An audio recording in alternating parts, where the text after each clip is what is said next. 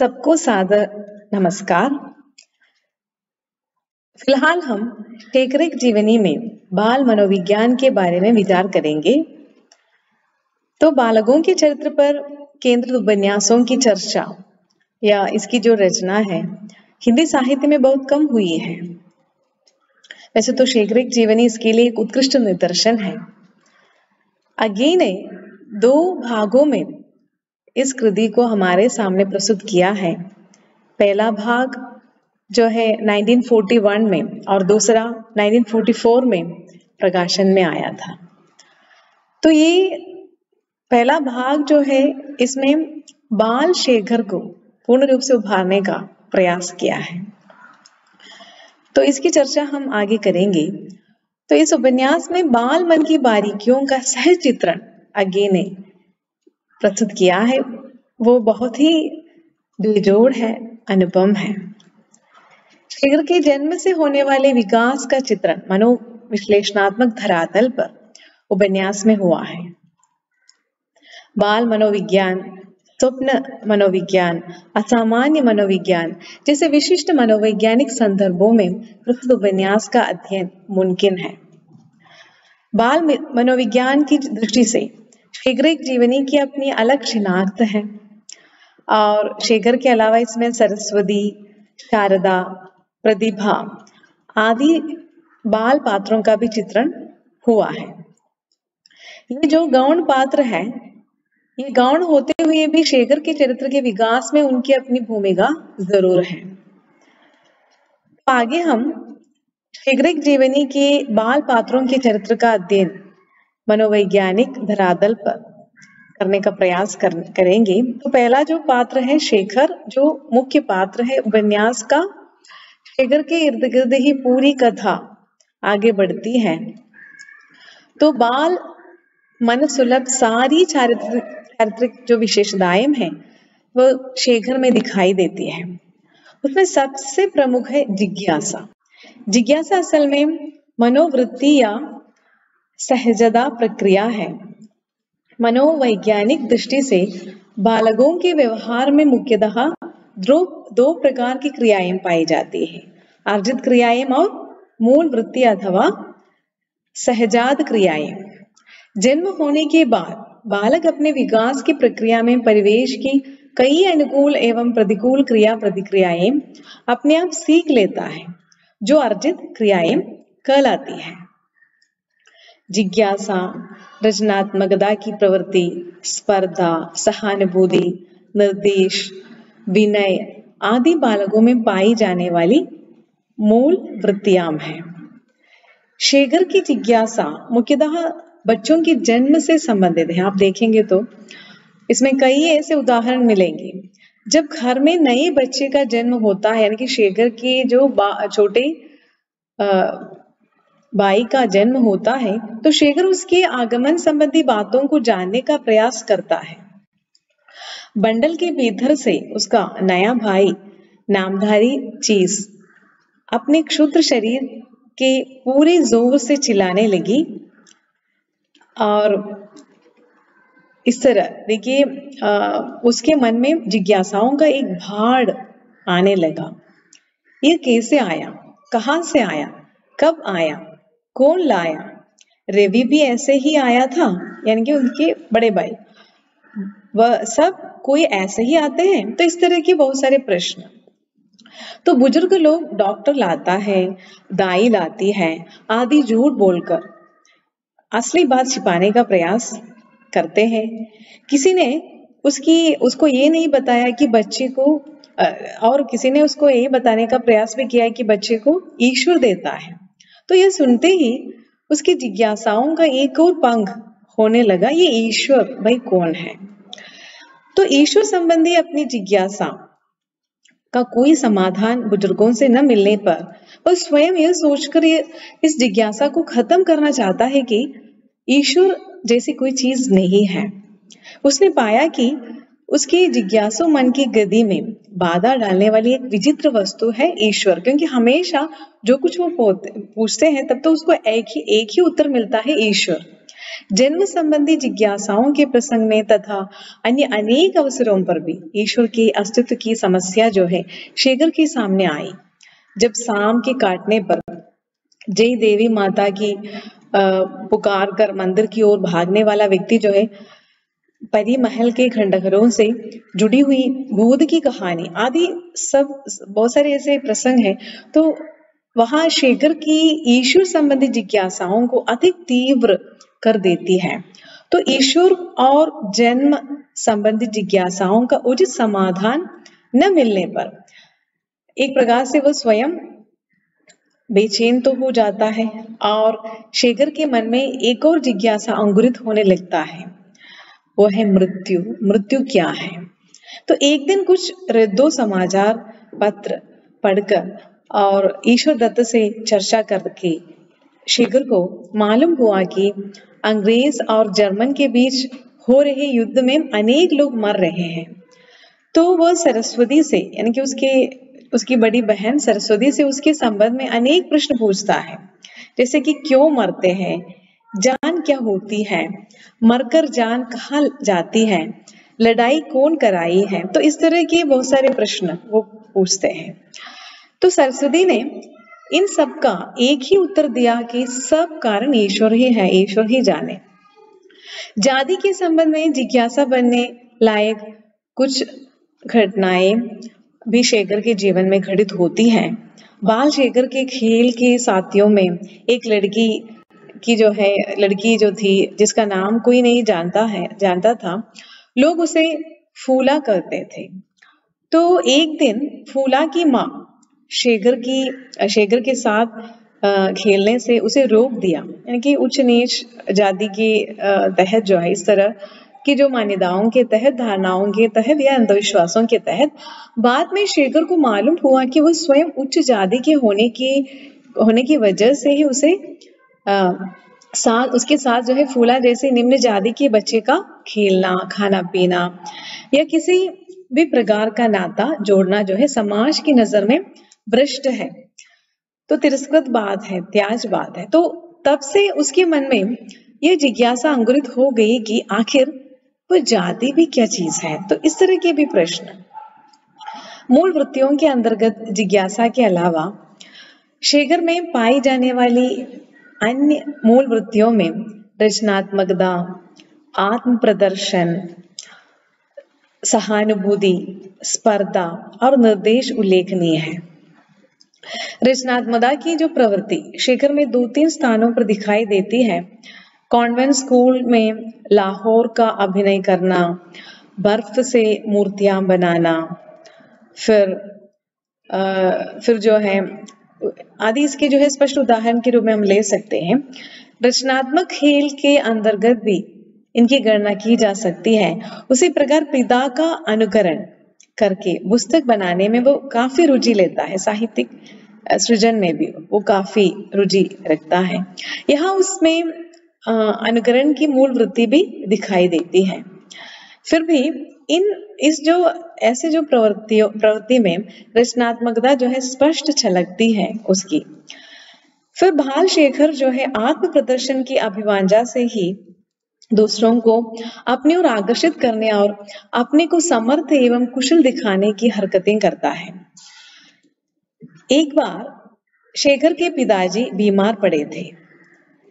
इस कारण जब जमादार दफ्तर की चाबी पिताजी को देने के लिए शेखर को सौंप कर चला गया, तो वह स्वयं दफ्तर में घुस गया और टेलीफोन का रिसीवर उठाकर दुकानदार से बातचीत करने लगता है और सूची पत्र भी मांगता है।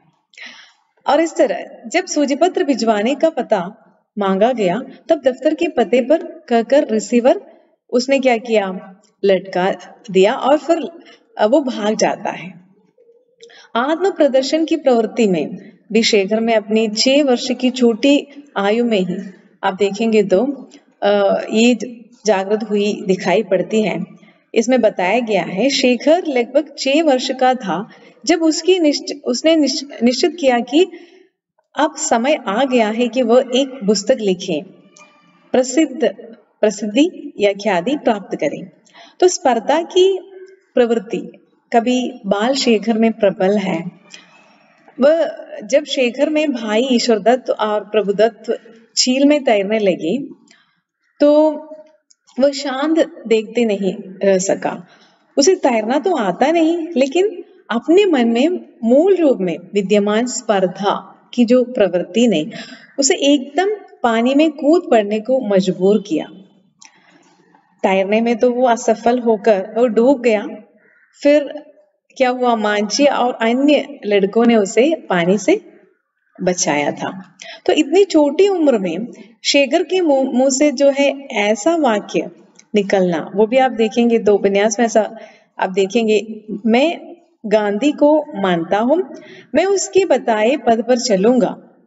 तो उसमें निर्देश नामक मूल वृत्ति जो है इसके प्रबल होने का भी दृष्टांत है। तो ये सब सारी की सारी बातें जो आप इसमें देखेंगे बाल शेखर में, तो बालकों में पाए जाने वाली मनोवृत्तियों में सहानुभूति की प्रवृत्ति भी तो विशेष ध्यान देने लायक है।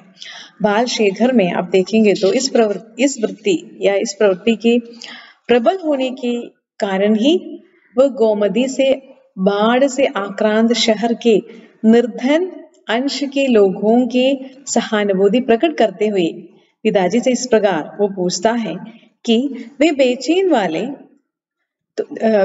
बेचने वाले इधर क्यों नहीं आते?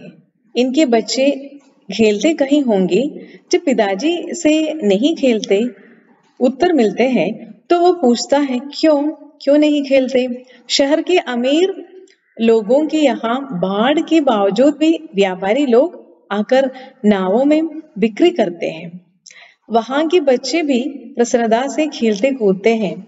निर्धन अंश के यहाँ कोई प्रसन्नता है ही नहीं, व्यापारी लोग आते जाते नहीं, ऐसा क्यों? तो उन लोगों की दुखपूर्ण स्थिति जो है यह देखकर शेखर में सहानुभूति की भावना भी जागृत होती है। तो ये सारी की सारी जो बातें हैं शेखर के मन में आप देखेंगे, जिज्ञासा की जो प्रवृत्ति है, रचनात्मकता की है, आत्म प्रदर्शन की है, सहानुभूति की है, स्पर्धा की जो प्रवृत्ति है, निर्देश की जो प्रवृत्ति है, फिर ये सारी की सारी बातें जो है उपन्यास में कहीं ना कहीं इसका तो उल्लेख हुआ है। तो शेखर के पसंद के विभिन्न खेलों का चित्रण उपन्यास में हुआ है। उन्हें स्वप्रेरित खेल के अंतर्गत ऐसा भी बताया गया है, जैसे कि सांपों को छेड़ना, कभी सांप के पास निश्चल बैठ जाना आदि आते हैं। तो तितली पकड़ने के खेल में असफल प्रतिभा से जो है ऐसा नहीं मैं बताऊं कहकर शेखर जान लेता है और छपट कर तितली पकड़ता है भी है। तो उसकी स्वप्रेरित खेल का चित्र इन वाक्य पंक्तियों में स्पष्ट हुआ है। इन शब्दों में आप देखेंगे तो शेखर के जीवन में मनुष्यों का स्थान लिया पशुओं ने, पक्षियों ने, कीड़ों मकोड़ों, सांपों, फूल पत्तों, खास मिट्टी पत्थर ने। जिस आसान से मनुष्य समाज का देवता ईश्वर भ्रष्ट हो गया था, वह ठान लिया जीव जगत की देवी प्रकृति ने। कभी सांपों को छोड़ना और प्रतीक्षा करता है कि सांप उसके ऊपर से निकल जाए ताकि उसे पता लगे सांप आगे कैसे सरकता है।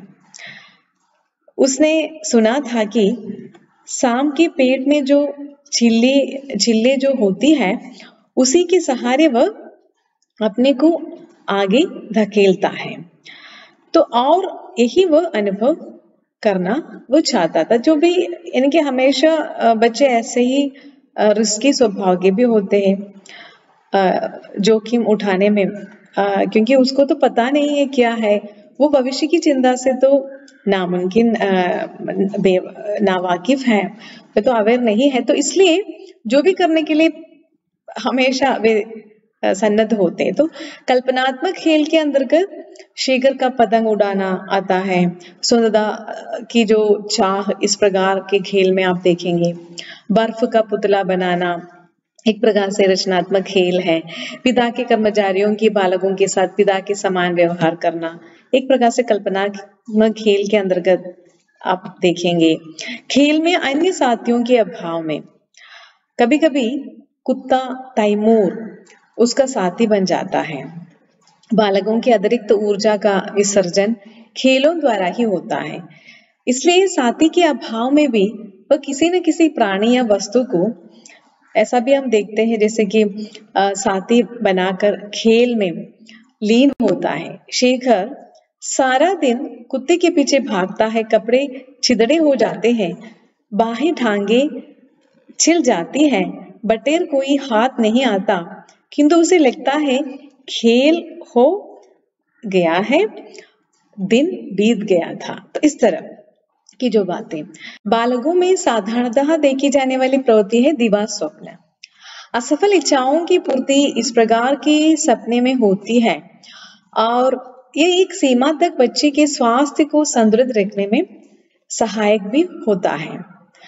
बाल शेखर में हमेशा ऐसे ही एकांत में रहना और एकांगी वातावरण में अपने आप को गुजारना, प्रेम देने और पाने की चाह भी उसमें है।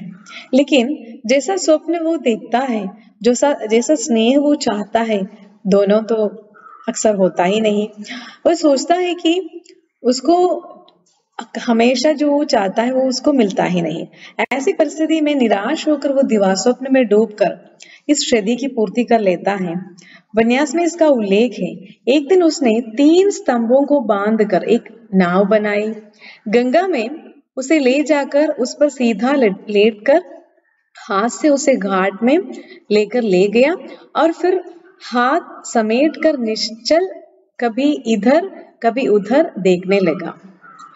आकाश से नीचे टपकने वाली वर्षा की बूंदों को देखकर वह सोचने लगा, ओ कितना सुंदर था उस प्रकार उस विस्तीर्ण नीलाकाश में खुलकर लुप्त हो जाना। तो इस तरह उसके दिवा स्वप्न की गति तो देखिए आप।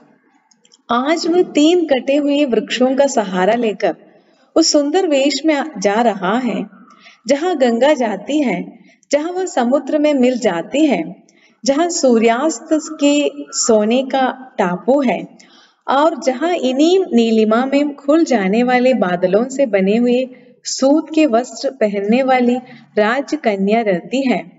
शेखर उसके पास जाएगा और उसे कहेगा, मैं शेखर हूँ, बंधनों के देश से आया हूँ, और वह अपने पास बिठा लेगी और कहेगी, वहां तुम अबाध हो, उस सरिम के फूलों के महल में तुम रहेंगे और जो चाहेंगे करोगे। तो पर राजकन्या उसे नहीं दिखेगी। वह बंधनों के देश के एक मामूली लड़के से क्यों मिलने लगी? तो इस तरह के प्रश्न। तो वहां भी उसे देखिए, और भी तो लोग होंगे और भी कन्याएं भी होंगी, और वे सोचता है जैसे कि उस बाधाहीनता के देश में कोई भी क्यों राजकन्या से कम होगी। शेखर ने आंखें बंद कर ली। बाधाहीन देश की राजकन्या के पास जाकर उससे मिलने की दिवा स्वप्न में डूबकर शेखर तो संतोष का अनुभव करता है। इस तरह आज के लिए इतना ही सही। आगे भी शेखर के चरित्र से हम गुजरेंगे। आप सबको धन्यवाद।